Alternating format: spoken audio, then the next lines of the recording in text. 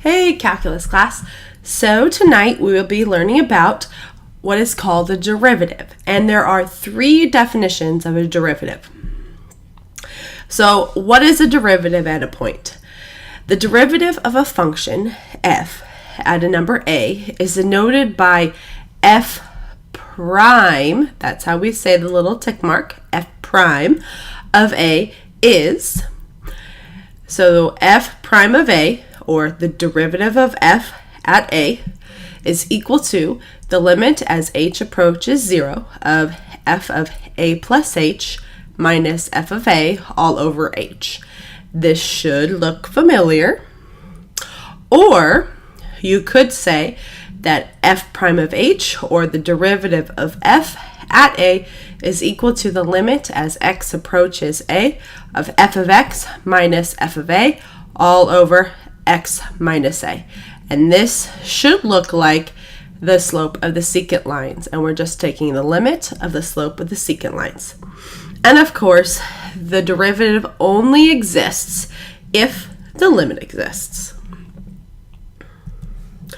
So, interpretations of the derivative. There are three of them. The first one is that we have a tangent line to some curve, y equals f of x, at a comma f of a, is the line through some point, a comma f of a, whose slope is equal to f prime of a, so the derivative at a, the derivative of f at a. In other words, the derivative of the slope of the tangent line at some point a.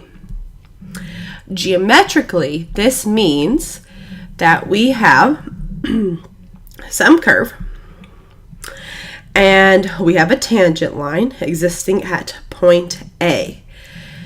And basically, if we wanted to find the slope of this tangent line, we have to take the limit at which the difference of the y over the x values gets closer and closer and closer to our tangent point. And we read it as f prime of a is equal to the limit as h approaches 0 of f of a plus h minus f of a all over h. And this equals the slope of our tangent at some point p. Now there's another way that you can see it. This way right here is the way that was shown to you in topic 9 with the change of the difference between a and some other x value was h.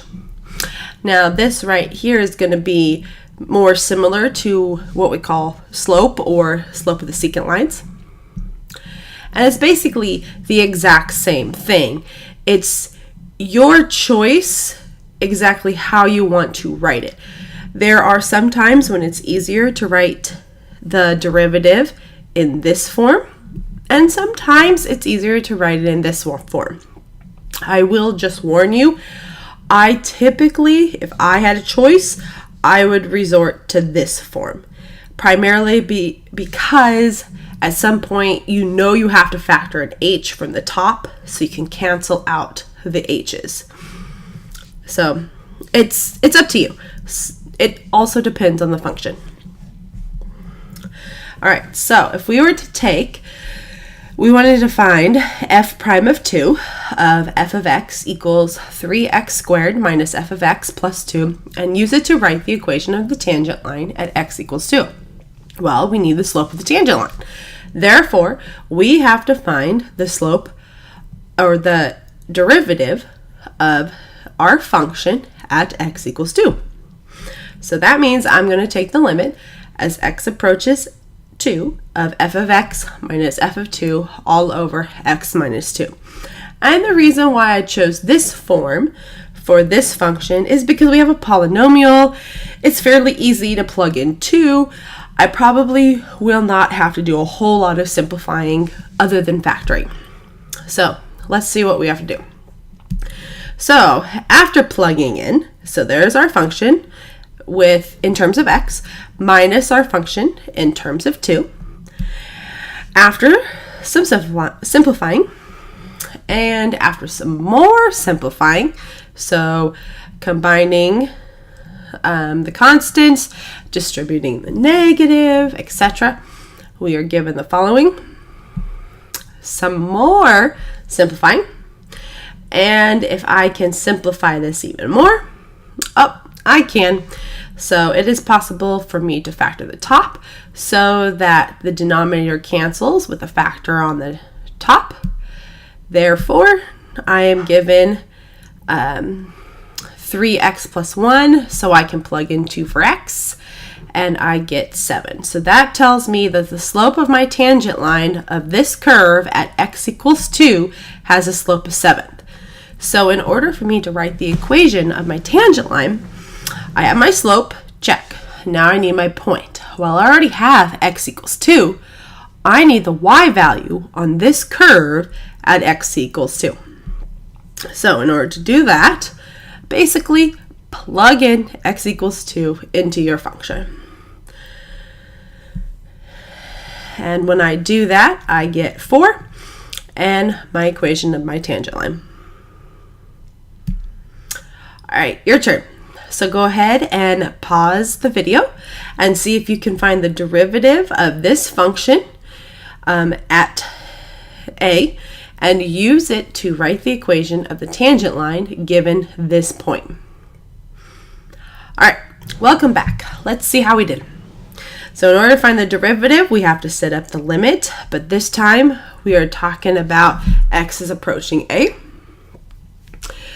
So I'm going to evaluate the function in terms of x, and then I'm going to evaluate the function in terms of a. And when I do that, I get the following. And when I have a fraction within a fraction, I'm going to want to find a common denominator on the top. And when I do that, I get the following. And with our fraction rules, this denominator comes on down to the bottom.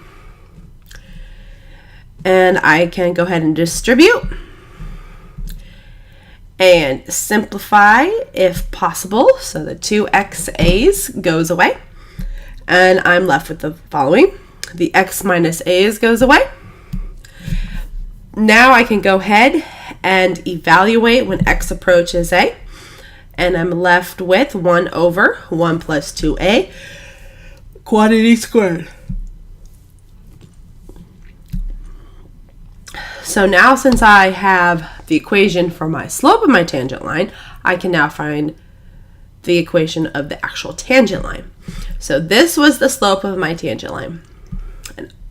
And this is what I eventually want to get, the equation of the tangent line. So I'm looking when x equals negative 1/4. So to get the slope, I'm going to plug negative 1/4 into my slope of the tangent line, which is considered the derivative. And then after some simplifying, I get 4. So now I have the slope of my tangent line. I also have my point, so therefore I can write the equation of my tangent line. All right, the other definition of a tangent line, or a derivative, sorry, is that you will get the instantaneous velocity at time a of a particle whose position is described by s, which equals f of t is given by f prime of a, the derivative of f at a. So basically the thing to remember with this one is that the derivative equals instantaneous velocity. So in our car problem, if we had an equation, we could have found the derivative and figured out the actual speed of our car at t equals 10 minutes. And something to keep in mind, the speed of an object is the absolute value of the velocity.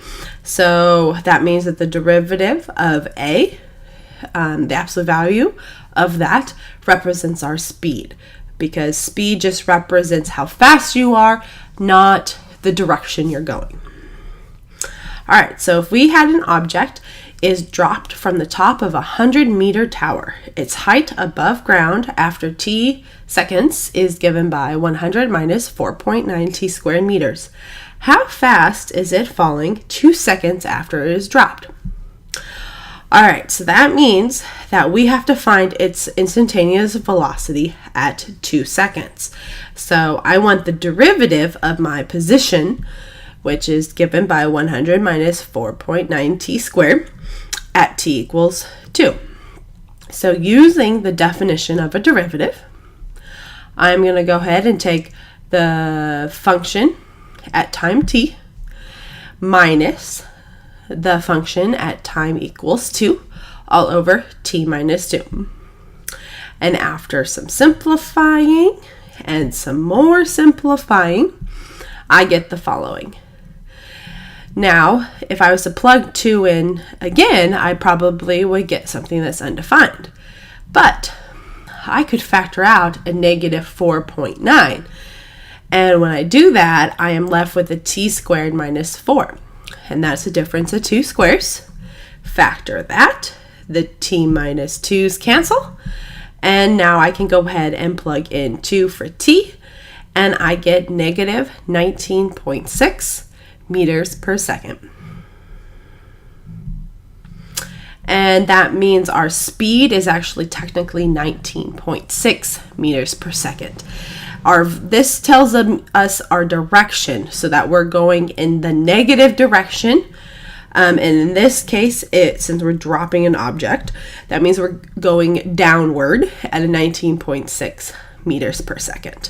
And since it's only asking for our speed, we take the absolute value. So make sure for any AP style questions, if it says how fast it is falling, so they are already indicating that they know is falling in the negative direction, it just wants your speed. So you have to pay attention to the words. All right, the third definition of a derivative is pretty similar to the second.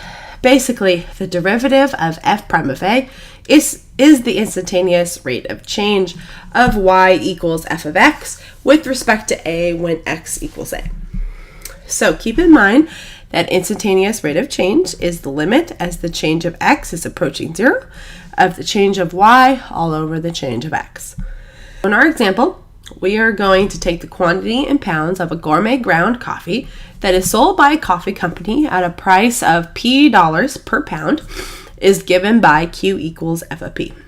And, we're in Seattle. There's coffee everywhere. So we want to know what is the meaning of F prime of P and what are the units.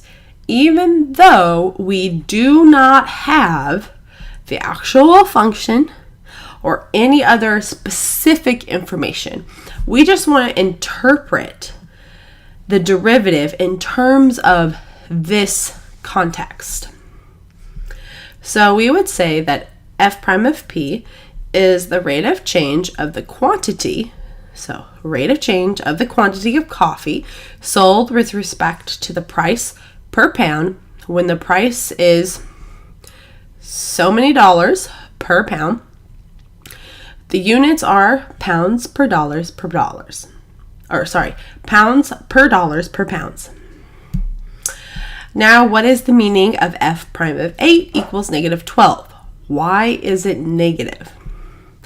So the quantity of coffee being sold is decreasing, hence the negative, by 12 pounds per dollar per pound as the price of the coffee reaches $8 per pound. This is a negative because people are generally less willing to buy a product when its price increases. I hope you enjoyed your first lesson about derivatives because they are not going anywhere. I will see you tomorrow. Goodbye.